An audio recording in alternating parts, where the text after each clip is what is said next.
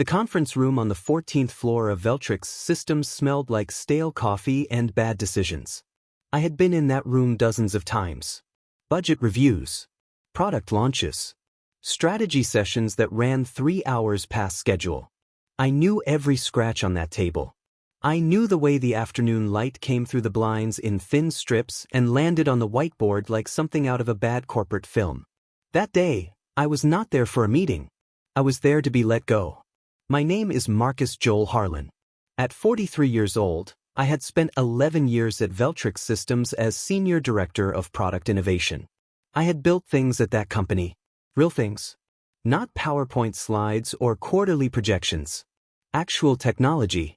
The kind that clients paid millions of dollars to use year after year. I had given Veltrix some of the best years of my career, and I had done it quietly, without flash, without politics, without needing my name on a press release. That last part turned out to be a mistake. Across the table from me sat Dennis Caldwell, our Chief Operating Officer, and Yvonne Merritt, the Head of Human Resources. Dennis was 51, polished, the kind of man who wore expensive watches and spoke slowly to make sure you understood he was in charge. Yvonne had a folder open in front of her and was not making eye contact. Dennis slid a single piece of paper across the table toward me. He said the words, strategic restructuring. He said my role had been evaluated as part of a broader organizational realignment. He said Veltrix was grateful for my contributions. He said the company would honor a standard severance arrangement, details of which were outlined in the accompanying documentation. He said all of it in the same tone a person uses when they are reading from a script they rehearsed the night before. I did not say anything for a moment. I looked at the paper. Then I looked at Dennis. And I want to be completely honest with you right now. The reason I was fired had absolutely nothing to do with restructuring. 3 weeks earlier, I had found something. I had been doing routine research, checking the status of several patent filings we had submitted over the years, when I noticed something that made my entire body go still. There was an amended assignment document on file with the United States Patent and Trademark Office. It was attached to a patent I had filed 6 years ago. A patent for a microsensor calibration process I had spent 4 years developing from the ground up. That patent was not a minor technical detail buried in the company's portfolio. It was the single most important piece of intellectual property Veltrix owned. It was the foundation of our flagship product line. It was the reason 4 major industrial clients paid us millions of dollars every year. It was the reason Veltrix's executives stood in front of investors and talked about proprietary technology with straight faces. And someone had quietly filed a document with the federal government claiming that I had never invented it. My name had been removed as the sole inventor of record. In its place were the names of 2 executives. Dennis Caldwell was one of them. Craig Fenton, our VP of Engineering, was the other. 2 men who had never once set foot in my lab during the 4 years I spent building that process. 2 men who could not have explained how it worked if their careers depended on it, which, as it turned out, they eventually did. The amendment had been filed 8 months before that conference room moment. It had been filed without my knowledge, without my consent, without a single conversation. When I discovered it, I did not go to HR. I went directly to Dennis. I walked into his office, closed the door, and told him what I had found. I told him calmly. I showed him the document on my laptop. I asked him to explain it. He leaned back in his chair. He almost smiled. He told me the company had recently reorganized its IP structure. He told me the patent had always belonged to Veltrix under standard employment provisions. He told me that my name appearing on the original filing had been, and I remember this word for word, a clerical decision, not a legal one. I told him I intended to contest it. He told me the company's legal team had already reviewed the matter thoroughly and that I should think carefully before taking any action that could affect my standing at the firm. 3 weeks later, I was sitting across from him in a conference room being handed a termination notice. I took the paper. I read it. I set it down. I told them I understood. I signed nothing. I said nothing further. I picked up my bag, walked to the elevator, rode it down 14 floors, and walked out to the parking structure. I sat in my car for a few minutes. On the passenger seat was a manila folder. Inside that folder were 2 documents I had printed that morning before coming in. The first was the original USPTO patent filing from 6 years ago, my name on it, clear as daylight, as sole inventor. The second was the amended filing, the one with my name gone.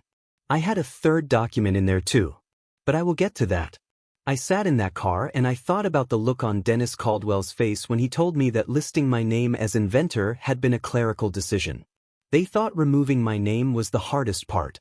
They had no idea what I had already started. Let me explain what that patent actually meant. Not in emotional terms. In real ones. The microsensor calibration process I had invented was not a background technology. It was not a supporting element. It was the core engine behind Veltrix's entire premium product line, a line of industrial monitoring systems that the company sold and licensed to clients in the manufacturing and energy sectors. The patent had been granted 6 years ago. In its first year on the market, the licensing revenue it generated was just over $400,000. That number grew every year. By the fiscal year before I was fired, it had crossed $2 million annually. Veltrix used that number, that specific number, in every investor deck, every board presentation, every earnings call summary. Proprietary sensor technology generating over $2 million in annual recurring licensing revenue. Those were words I had heard Dennis say at a company all-hands meeting. He said them like he had built the thing himself. 4 clients licensed the technology directly. All 4 were industrial firms with serious compliance obligations. The kind of companies that do not take IP uncertainty lightly. When the company filed that amended patent assignment, what they were really doing was trying to take ownership of the most valuable thing Veltrix had and cut me out of any future claim to it. If the amendment held, I had no legal standing as the inventor of record. I had no royalty rights. I had no leverage. I was just a former employee with a good resume and no recourse. That was the plan. Now let me explain why it failed before it ever had a chance to work. When I joined Veltrix 11 years ago, I negotiated my employment contract carefully. I was not a desperate hire. I had been recruited away from another firm, and I had a specific concern going into the negotiation. I had spent 2 years before joining Veltrix doing independent research, work I had started during graduate school and continued on my own time after graduating. I was not willing to walk into a company and hand over everything I had developed personally just because I was now drawing a salary. So I asked for a carve-out clause. It is not an unusual request for technical hires. But the language I asked for was specific.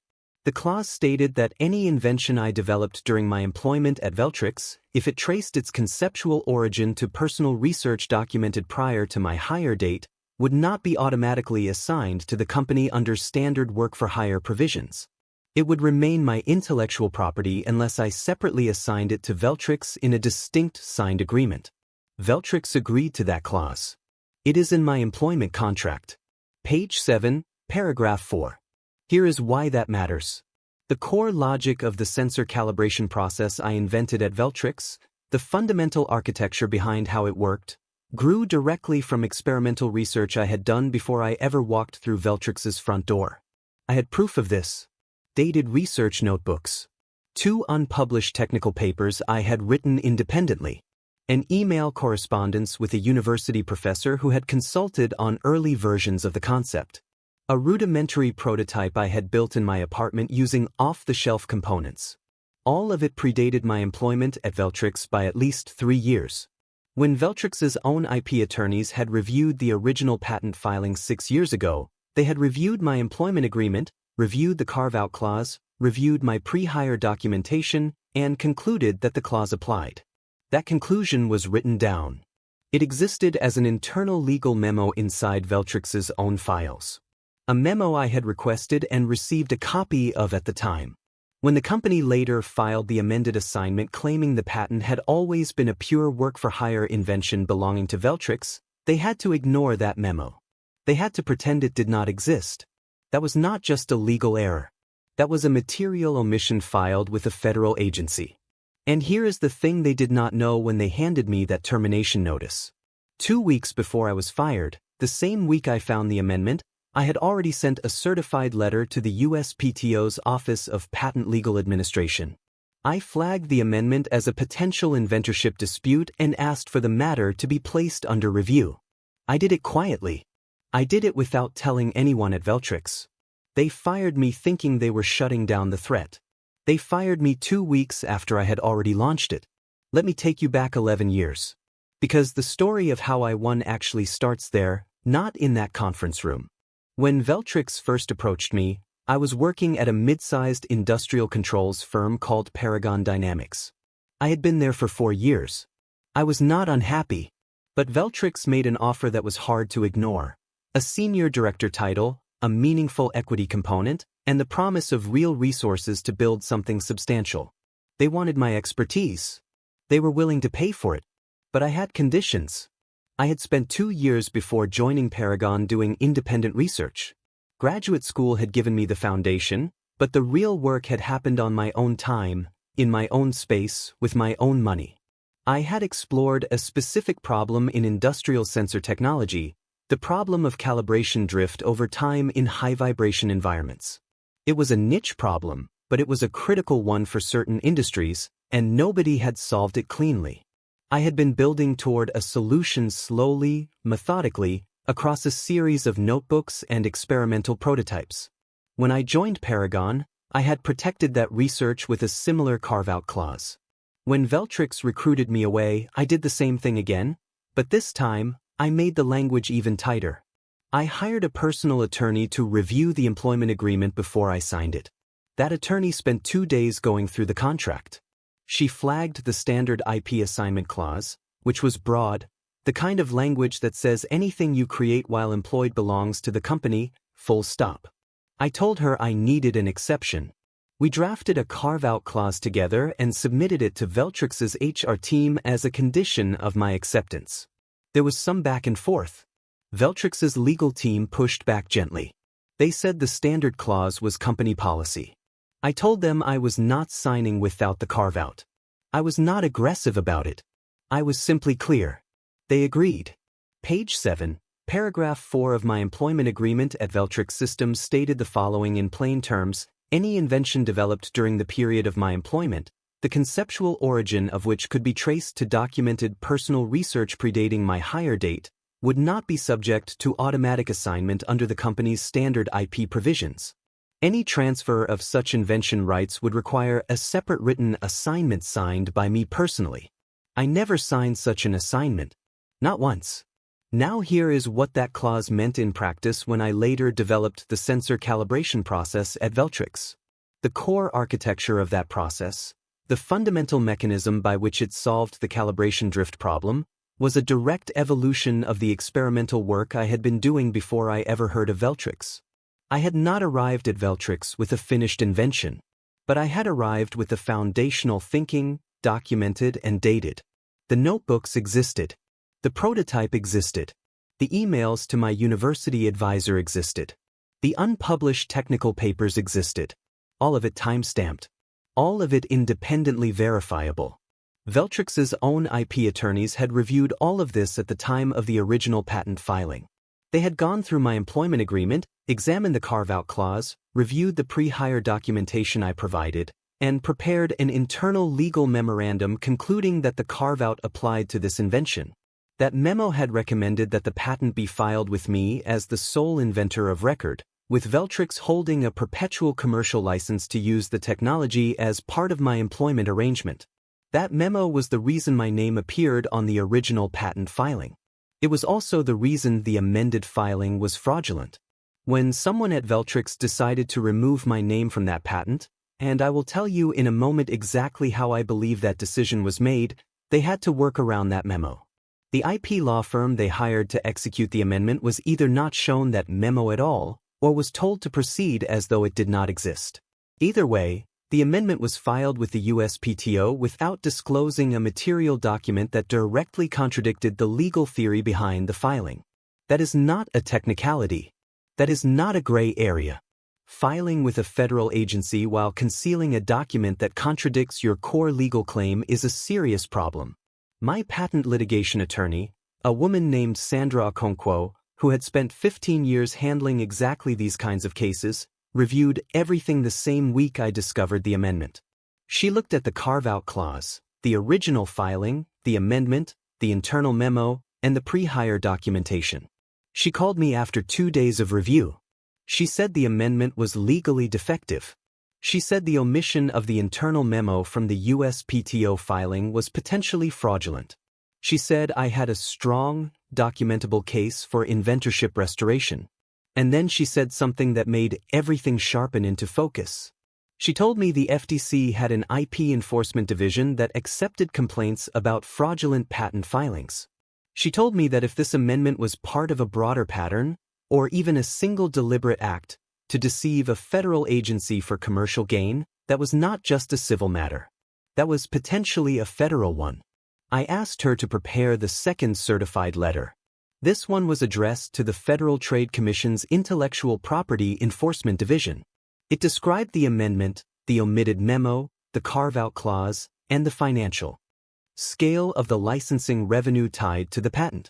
It flagged the filing as a potential case of fraudulent misrepresentation to a federal agency for commercial benefit. We sent it the same week. By the time Veltrix handed me that termination notice, 2 federal agencies had already received formal written complaints about what this company had done to my patent. They thought they were ahead of me. They were not even in the same race. The 2 months after I was fired were the most disciplined of my life. I want to be clear about something. I was not sitting at home feeling sorry for myself. I was not refreshing my email waiting for someone to call. I was not distracted by anger. Anger is a luxury. I did not have time for it. I had work to do. The day after my termination, I called Sandra. We mapped out the full strategy. She told me what we needed, in what order, and what the timeline might look like. I told her I had already started gathering materials. She said good. She said keep going. Veltrix had offered me a standard severance package, 3 months of salary and continuation of benefits. Attached to it was a non-disparagement agreement, a clause that would have legally prevented me from saying anything negative about the company, its leadership, or its practices. In exchange for 3 months of pay. I declined. Sandra had advised me not to sign it, and I agreed completely. I sent a written response through her, politely declining the agreement while accepting none of the attached conditions. Veltrix's legal team did not push back. They did not follow up. I think they assumed I would eventually need the money and come back to sign. They were wrong about that too. What I built over those 2 months, Sandra and I called it the file.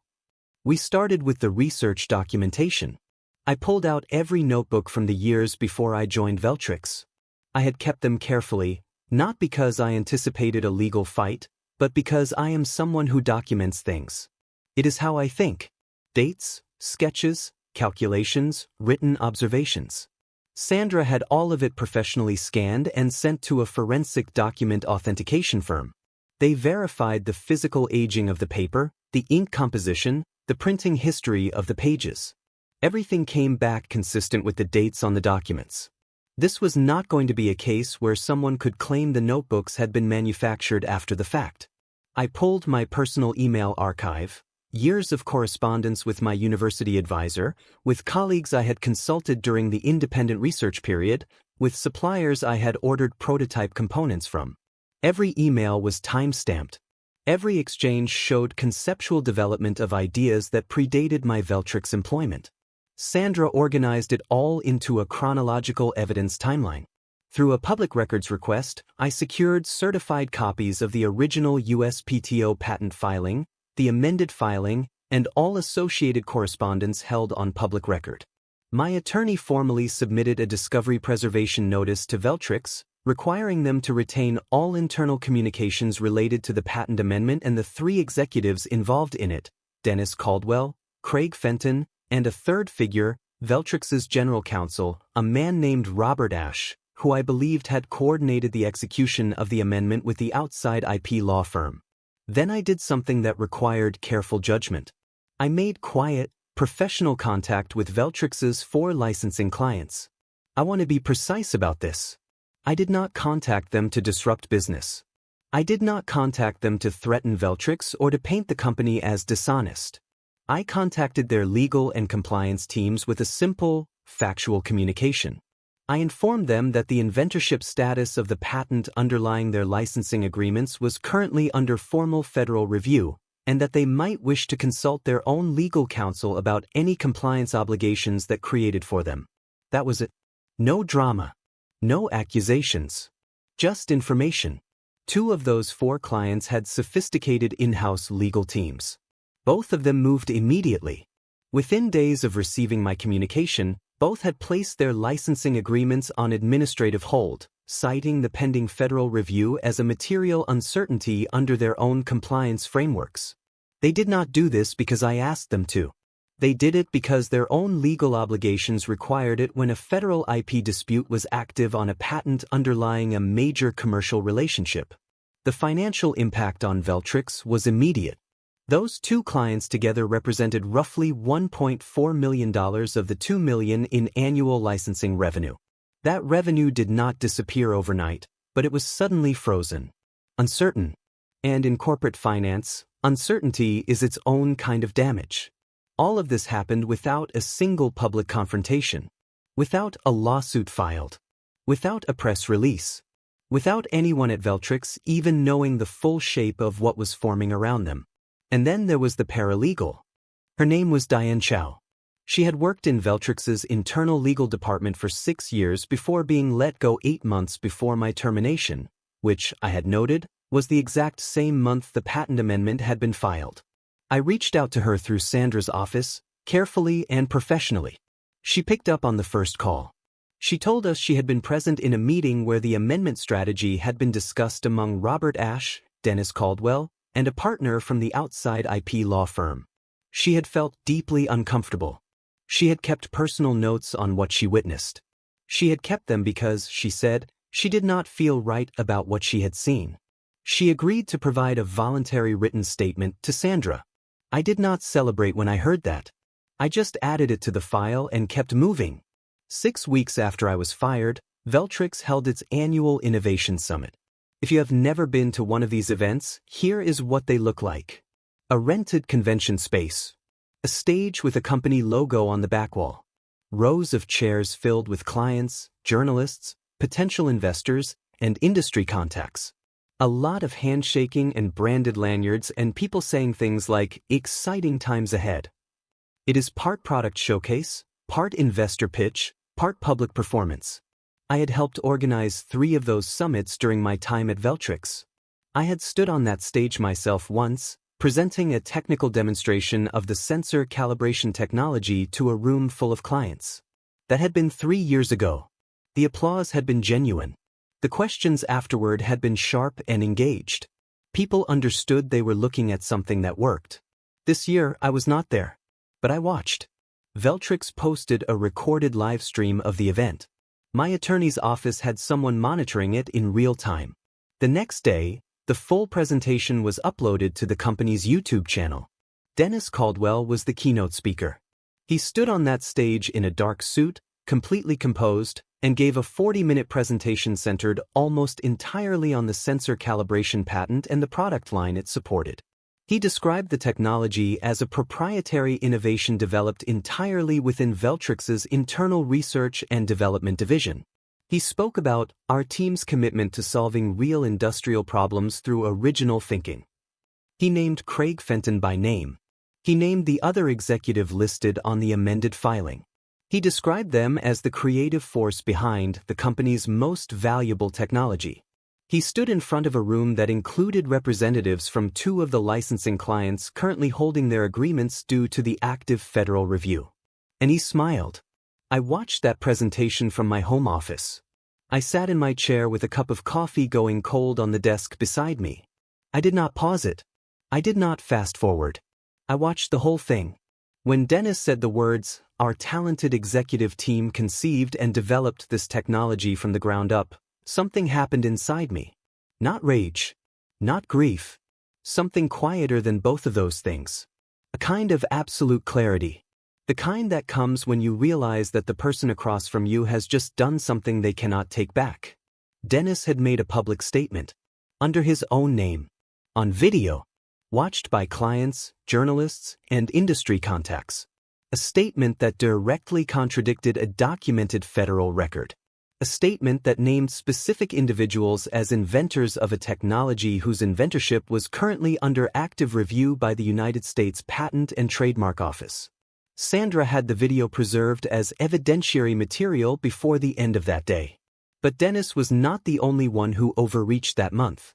Craig Fenton, Veltrix's VP of Engineering and one of the two executives now listed as an inventor on my patent, gave an interview to a trade publication called Industrial Systems Quarterly about 3 weeks after the summit.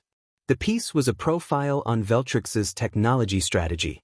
Craig was quoted extensively. At one point, the interviewer asked him to describe the core mechanism behind the calibration process. His answer was wrong. Not slightly off. Not imprecise in the way a non-technical executive might be imprecise.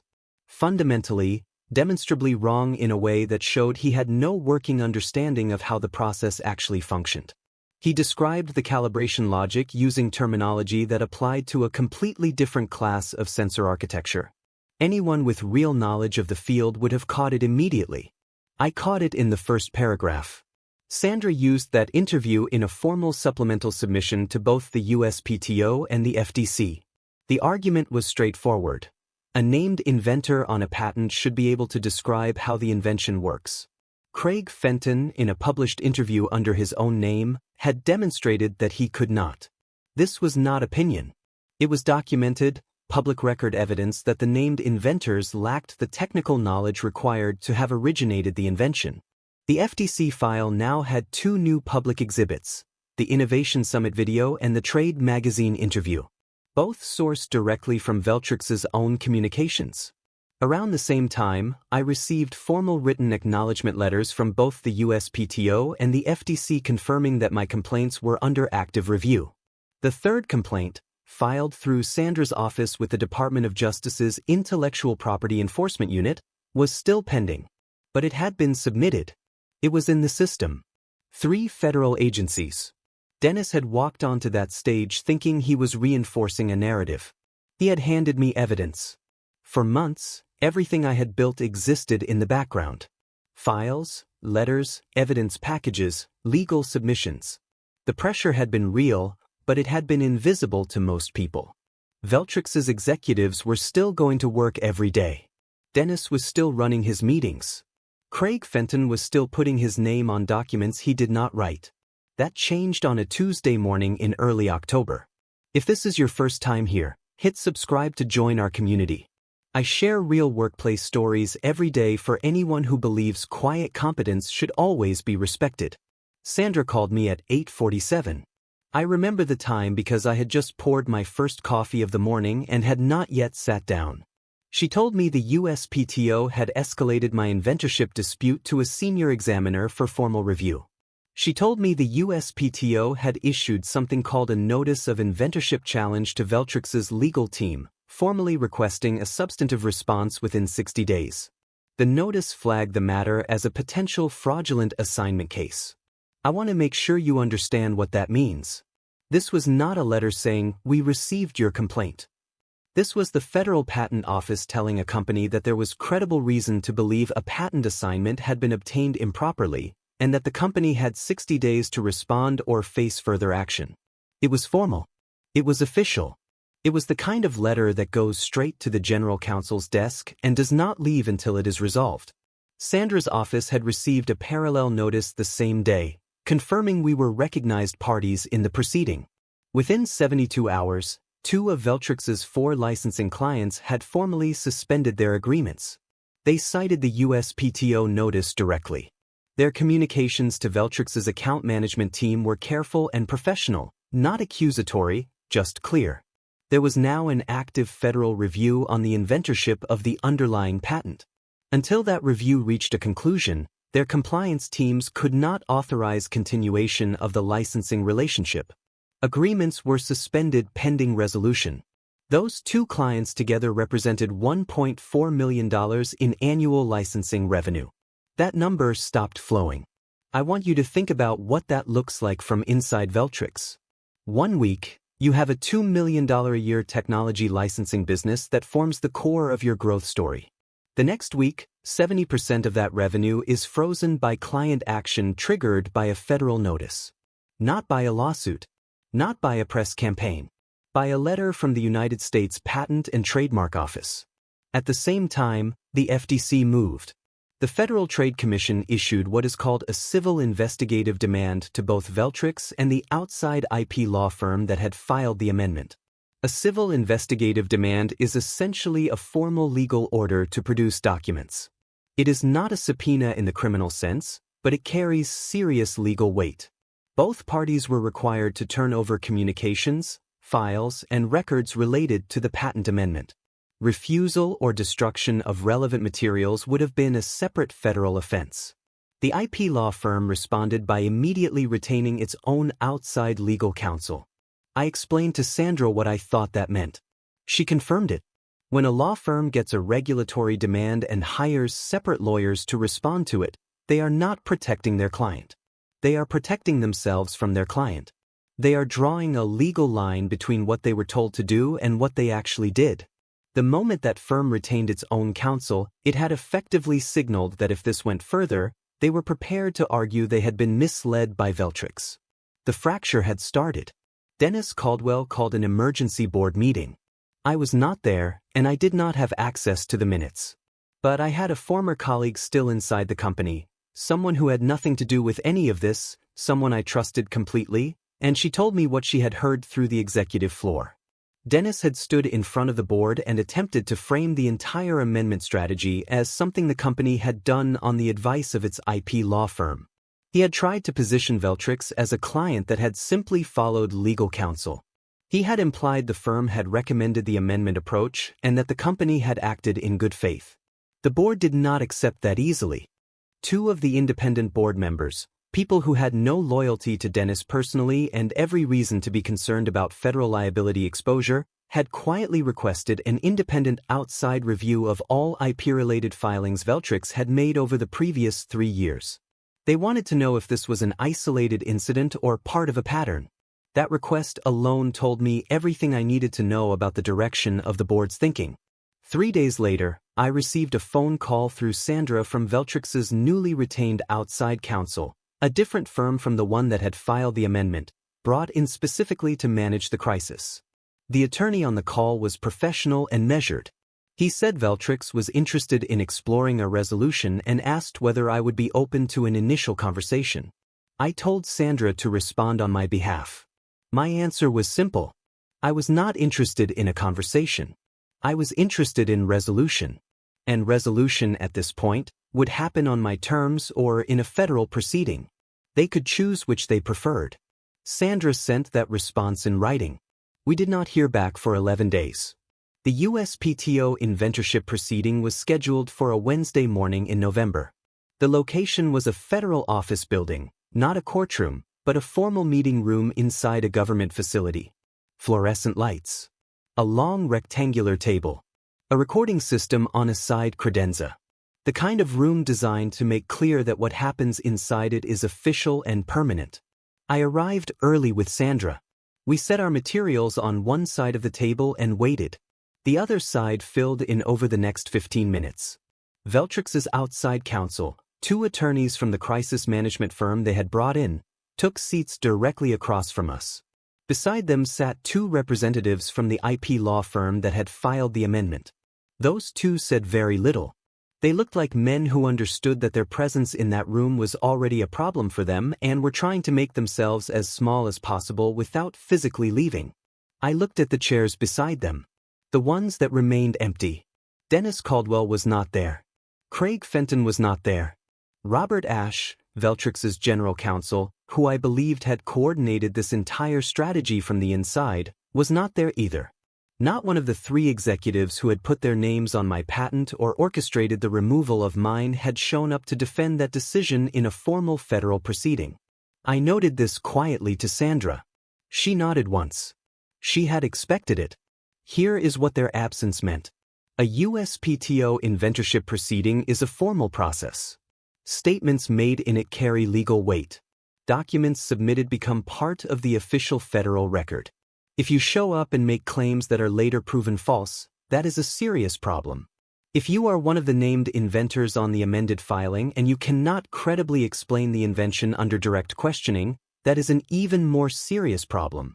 Dennis and Craig had apparently received advice from someone, probably their own personal attorneys, separate from the company's outside counsel, that their presence in that room carried more risk than their absence.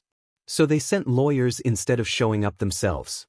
The USPTO examiner entered and opened the session. She was methodical and unhurried. She explained the procedure, confirmed the parties present, and indicated that the purpose of the proceeding was to review the inventorship dispute formally filed against the amended assignment of record on the patent in question.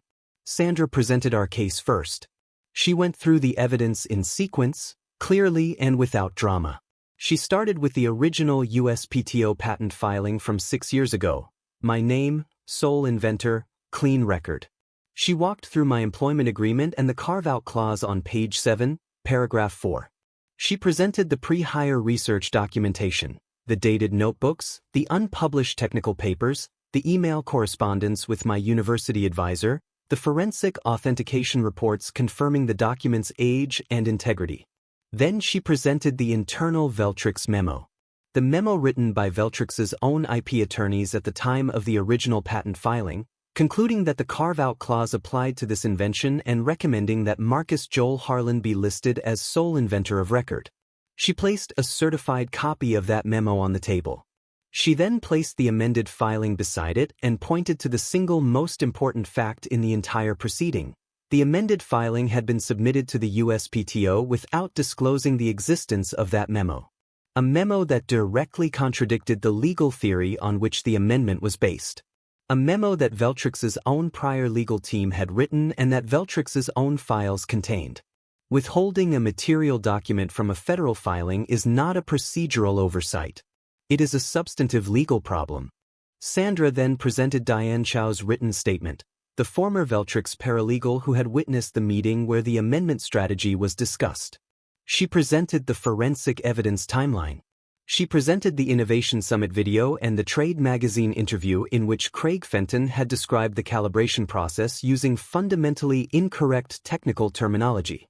She made the point simply, the named inventors on the amended filing had been unable, in their own public communications, to accurately describe how the invention worked. The technical knowledge required to have originated this process did not exist in either of the men whose names had replaced mine. Veltrix's outside counsel made their argument. They said the employment agreement's standard IP assignment clause was the controlling document, not the carve-out.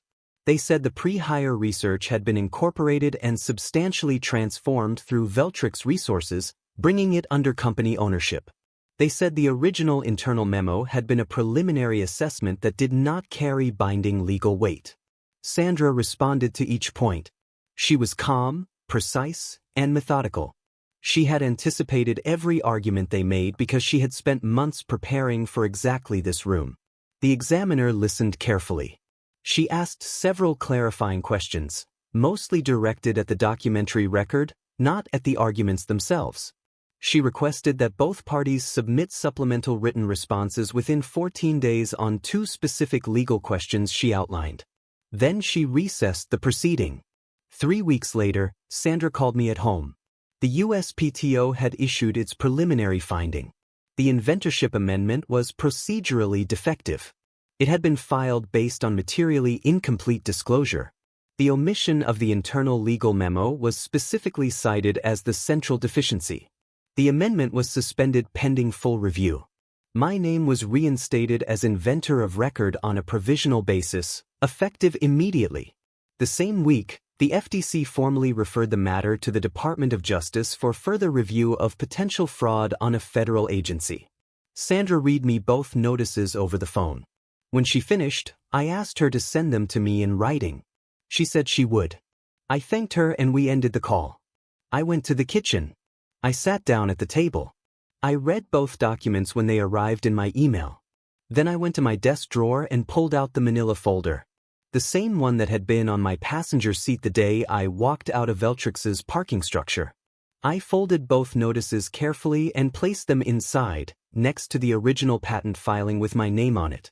The folder was getting full. 4 months passed between the USPTO's preliminary finding and the day everything was finally resolved. They were not quiet months. The DOJ review opened formally. The FTC's civil investigative demand process continued.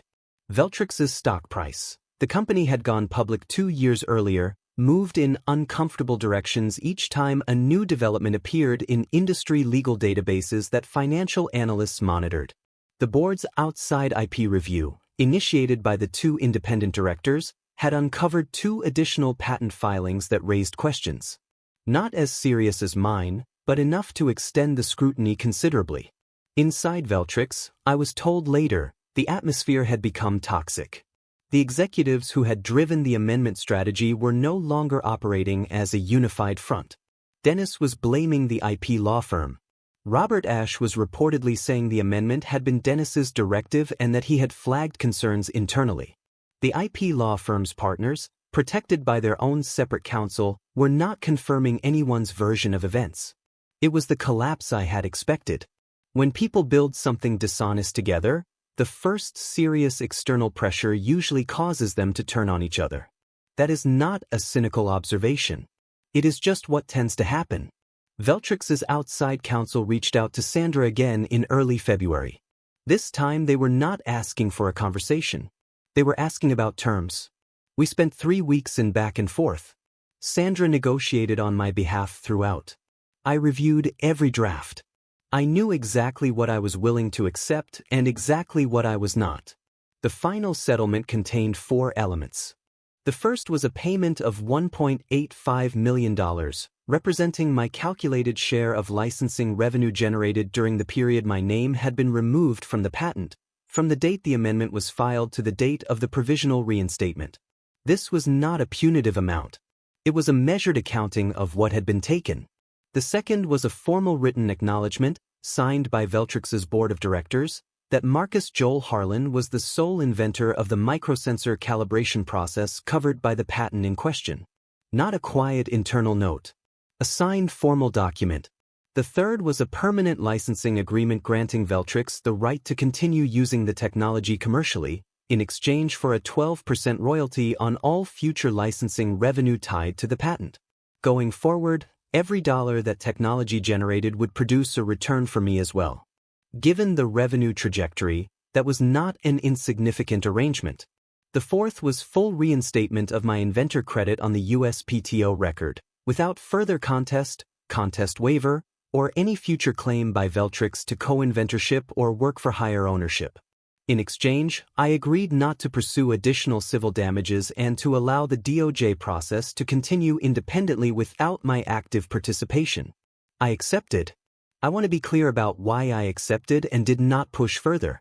I was not interested in destroying Veltrix. I was not interested in watching the company collapse, the employees lose their jobs, or the clients lose a technology they relied on. I was interested in justice. I was interested in having my name restored, my work acknowledged, and a fair recognition of what I had created. The settlement gave me all of that. What happened after that was not my doing. Dennis Caldwell resigned from Veltrix 4 weeks after the settlement was signed. The company announced it quietly in a short press release that used the phrase, "pursuing other opportunities." No one who had been following the situation needed to read between the lines. The IP law firm that had filed the fraudulent amendment entered into a consent agreement with the FTC. 2 of its senior partners faced bar disciplinary proceedings. Their names are part of the public regulatory record now. Craig Fenton's name was formally removed from the amended patent record as part of the USPTO's final resolution process. He was reassigned to a different role at Veltrix and left the company 6 months later. Robert Ashe retired. The DOJ process continued on its own track, and I kept my word by staying out of it. The final USPTO certificate arrived on a Thursday afternoon. A physical document, printed on official federal paper, bearing my full name, Marcus Joel Harlan, as the sole inventor of record on a fully restored and active patent. I was alone in my home office when it arrived. No one else was there to see it. I held it for a long moment. I looked at my name on it. I thought about the 4 years I had spent developing that process. The notebooks filled with failed approaches and slow progress. The prototypes that did not work before the one that did. The quiet satisfaction of solving a problem that had resisted solutions for years. Then I set the certificate on my desk. I placed it next to my original employment agreement, still in good condition, still clearly readable on page 7, paragraph 4. The carve-out clause. The one my personal attorney had helped me draft 11 years ago. The one Veltrix's executives had signed and then decided they could ignore. They could not ignore it. As it turned out, nothing about this situation could be ignored, not the clause, not the memo, not the notebooks, not the emails, not the paralegal's notes, not Craig Fenton's embarrassing magazine interview, not Dennis Caldwell smiling on a stage in front of clients while federal agencies were already reading his company's documents. None of it could be ignored, because I had not let any of it disappear. I have thought a lot about why this happened. Not just the theft. I understand why someone like Dennis would see an opportunity and reach for it. I understand greed and I understand arrogance. What I have thought about more is the specific miscalculation they made. They looked at me and saw someone who was too technical to be dangerous, too quiet to fight back, too useful to have paid attention to the small print. They were wrong about all three. Some people get fired because they are a problem. I was fired because someone finally understood how much they needed what I had built. Those are not the same situation. And the difference between them, knowing which one you actually are, was the only leverage I ever needed.